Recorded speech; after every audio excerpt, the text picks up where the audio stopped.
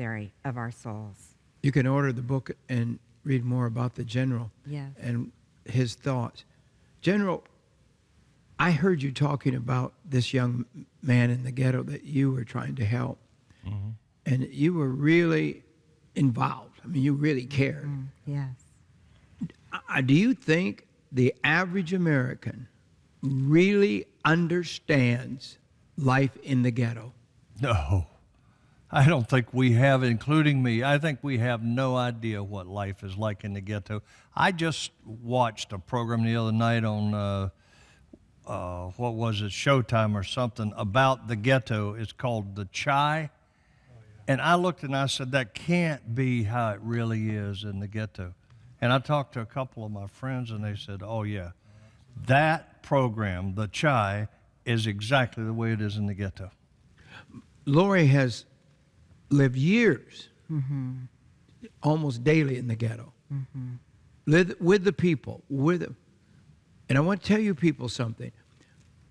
You're going to wake up someday and find out that we've basically raised a monster, not the people, but a situation.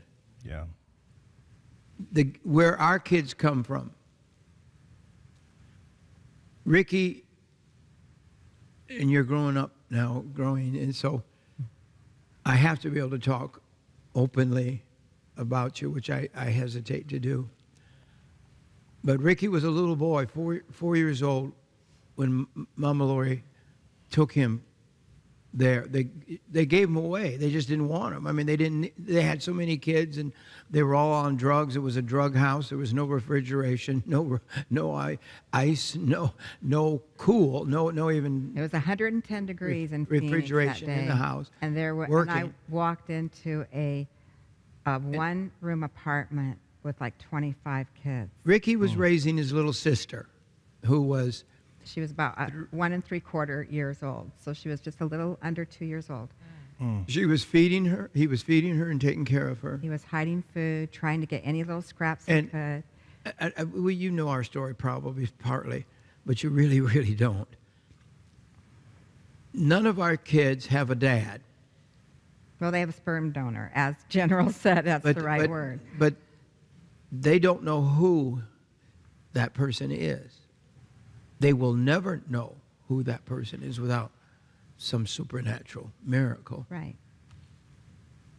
But most of the children in the ghetto, because of now the political system and the way the government passes out money, they won't have fathers there, because if the father's there, then they don't get the money. That's right. That's how it works. It's a broken system. And so the system is so broken. Right. And we leave it alone. We just leave it be and let it simmer, just like in Chicago. It simmers. There's more death in Chicago than in most wars. It's so sad what's that are going on there. right now. Isn't that right, General? Yes. It's called Chirac. That's the nickname of Chicago, is Chirac. More deaths in Chicago than Iraq. Yes. But Unbelievable. True. and yet, the people who want to clean up the ghettos, want to change it, want to give hope, want to give choice of schools and everything else, they're saying they hate the inner city people. You know, and that's just not true. And it's so serious that how can this big a situation be ignored? It's just the police in many ghettos do not even go into the ghettos. Did you know that? I did. How could the Germans and the Poles and the Italians ignore the fact that those trains coming by were taking Jews to extermination camps? Right. How could that be? That's right, they did. And the answer is that they had walked away from their first love, and that is the God Himself. Yes. And if you listen to Eric Metaxas when he talks about writing Bonhoeffer, he spent 4 years doing that. But I was at a meeting one time with Eric, and he said, I'm telling you right now, there was a revival going on in Germany when Hitler came to power. But when he went to the church and threatened them, and he said, now you you can worship, but you keep it in the church, because if you bring it in a public square, I'm going to crush you. And the church went silent. Well, where's the church when it comes to these ghettos? Where's the church when it comes to the hood? Where's the church? We think because we go in there and we feed hungry people that we've done all we can. No, well, what about going in there and finding these babies like Ricky that need somebody to take care of them? Yes. What about going in there and finding a young boy that you can mentor and disciple? Most people are not willing to do that. No. They're not willing to do that because it takes time. It does. It disrupts their lives. It does. And they're scared. It does. It's messy. It is. But let me tell you, you know, I think that the most successful programs have been those programs that have been established in many cases by secular organizations that actually put men in there to be mentors to these young men in the neighborhood. And if nobody's there to do exactly what you did with Mondo, Jim, they're going to wind up not like Mondo, but they're going to wind up a statistic. Yeah. Laying on the sidewalk one day. That's right. And the police, why would the police go in there? Exactly. They've targeted the police. We're letting them target the police. Horrible. We're allowing them to call openly for the killing of police. Would you? And in many cases, they will do a 911 call, draw the police in, and then ambush them. Oh, goodness. How do you deal with that? Well, that takes leadership. And let me tell you, Chicago doesn't have it. Washington doesn't have it. New York doesn't have it. But what do they have in common? They got Marxists in the leadership positions. My goodness. And they've got that's got to change. You want a safe community? You want a safe neighborhood? Let me tell you, I'm getting off on another tangent. No, this is good. Good. They talk about these school shootings. Okay, so we had a terrible situation. We've had multiple terrible situations. What are we going to do? Well, we're going to take guns. We're going to make it so you can't get a gun until you're 21. We're going to make it so you got to wait 3 days. We're going to do all these things, and you're focusing on guns. How about this? How about the fact that when I was growing up, I had a gun in my car all the time because I'd go hunting after school, and there was never a problem. How about that? There was never a school shooting. But what's changed since I was in school? What's changed? We've taken God out of every element of our society. That's it. That's right. And I'm not just saying that just because it sounds popular. No, it's right. We've asked God to leave our schools, our government, our communities, even our churches and our families. And when you take God out, that void is filled by evil. And that's exactly what we have in the land today. We have evil that has come in and replaced God. And you're going to have these kinds of evil things happen because we've told God we don't need him, we don't want him, and stay out of our business. Is it possibility there will be war on the Korean Peninsula? I think that we have to accept that there is a possibility of war, yes. And I think it's closer than it's ever been in my lifetime since the Korean War ended. That said, I think that our president has been spectacular in how he's handled Kim Jong-un. And that is because he does not know the rules. He has not played by the rules. And every time that he has done something that the media just hated, they've accused him of starting World War III. Like when he called Kim Jong-un the Rocket Man, the little Rocket Man. Well, the media went nuts, went absolutely nuts, you know. And then when he put 2 carriers off the coast of North Korea, they went nuts. You know, he's starting World War III. Look, we now have Kim at a point where he's agreed to, or not only agreed, he has asked for a meeting with Donald Trump. Now, frankly, I don't think he expected Trump to accept that invitation, but he did. He did. He tricked him. Now he's worked himself into a corner, that being Kim Jong-un. But I think that when he gets into those talks with Donald Trump, he's going to realize that he has grossly underestimated Donald Trump. And I think that this is the best chance we have of coming to a conclusion, a resolution, a settlement short of war. But what we don't see in this whole negotiation is the role the Chinese are playing. I believe the Chinese have told him, you go meet with Trump. and you find a way to settle this, because this is no longer about stopping him from getting a nuclear weapon. It is taking his nuclear weapons away from him, because the 3 previous presidents for 25 years have absolutely failed to do anything to stop him. Now he has it. Now Trump's got to take them away from him. And I got to tell you, I think the guy has played this just right. He's shown strength, and he stood up to him. He has not been willing to let this thing drag out. So I think, Jim, there's a stronger possibility of a nuclear, I mean, not a nuclear war, but a war on the Korean Peninsula. Mm-hmm. But I also think that we have great hope now that Trump's actions have brought him to the table. Wow. You've talked about the EMP bomb, and that's something that could change America overnight.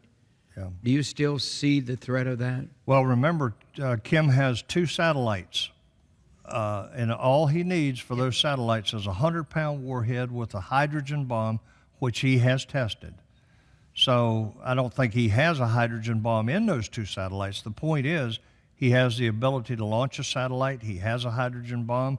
They have weaponized it. They have reduced it in size. Mm-hmm. So the biggest threat that he presents is not just destroying a city, Los Angeles or Chicago, but it's actually an EMP. And get that thing 350 to 500 kilometers above the Earth's surface, set that bomb off, and according to the experts, about 80 to 90% of America will just be blacked out completely. And if you read 1 second after, Yes. within the first year, about 80 and 90% of the people in America will be gone. That's right. Yeah. So it's a real threat. It's a serious threat. And that's what I fear the most from Kim Jong-un if we don't disarm him. Is Russia a serious threat? Are the Russians a threat? Yes, they are a threat. But they're in the short term, they're more a threat through surrogates, through Syria, through Iran. The idea of a clash between our forces with Russia and America being directly engaged is not a high threat.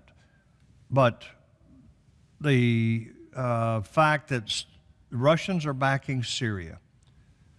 Syria is on the borders of Israel. Syria has Hezbollah with thousands and thousands of rockets and missiles. And that portends that our ally Israel could go to war against them, and we would be drawn into it. So we'd be in a surrogate war against the Syrians, which are being backed by the Russians as well as Iran. So a direct conflict, no. They're going to continue in the cyber world, doing all they can to disrupt us, to include our banking.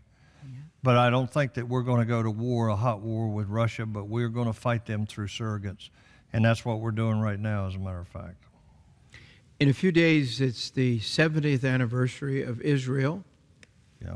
And Israel is surrounded by enemies, which is the biblical warning that this would happen. Where do you think we are in the world of Israel?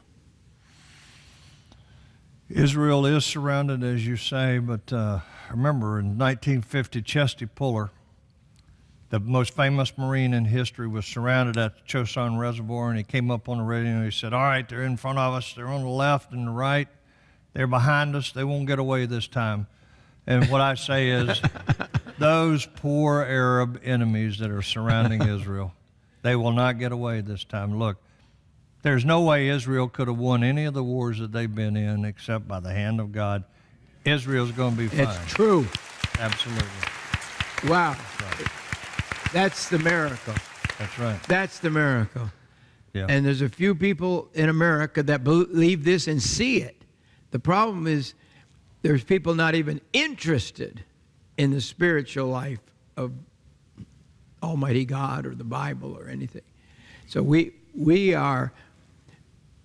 desperately need to turn back to God. I think without God, America's really in for a hard ride. Brother, I totally agree with you. And look, I told you previously in our discussions privately that I do believe I'll see the return of Jesus Christ in my lifetime, and I've just always felt that way. But let me tell you, I think that we've been through a very difficult period where we've asked God to leave every element of our society. Yes. But I think God is showing us now that He is still very much with us, but holding us accountable. And I think that we can either see God's blessings or God's judgment in the next few years. If we want to see God's blessings, then we as Christians better go about fulfilling the Great Commission, and that is go into all the world and making disciples of all nations. If we will do that, I believe that God will continue to bless America. Amen. I believe the end of the age is the harvest time. So no matter what, we may have wars, rumors of wars. We may have volcanoes going on. I mean, Yellowstone, here's a headline again today. Yellowstone volcano eruption. World not ready for major blast. Experts say millions may die. That's the headline. And then there's so much on Yellowstone right now. But there is one event that would change life as we know it. The sun and the moon would be darkened, just as it says 9 times in the Bible that it will be at some point before the coming of the Lord Jesus Christ. We believe the church should be ready. We believe that we should be ready for anything. Right. And that we should be ready to win souls. Yes. Right. And do you believe in supplies and food? And do you believe that a person should be ready? Or is America going to be able to take care of everybody if there's a crisis? Jim, I've got a basement full of food, water purification, electronics, Wow. and guns and ammo. Oh! Yeah, but my wife and I are ready. And you know, one of the we've got far more than we need to sustain us for a year. We got 4 more. But I know that I've got neighbors that are not ready. That's Yeah. right. And we are prepared. I told her, when we started collecting all this stuff about 9 years ago, I said, we got neighbors down the street here that are going to be without. So we're gonna prepare to be able to feed our block here. Yes. So we got a basement full of stuff, and Yes. and I believe that God will bless that when we help our neighbors. I think that will be a blessing to them, and also we'll see God's blessings. That's right. And if they don't know the Lord, that's the time when you are able to help people, and that's how Right. it worked. In the inner city when I go into the ghetto, and we always fed the little children first before we preached and Yeah. taught them about Jesus, Yeah. because their little tummies were empty, Yeah. and so you fed them, and then guess what? They wanted to hear about Jesus, and it's an amazing thing. It's just a principle that works. Our tasty pantry Yes. is coming to an end. Yes. And that whole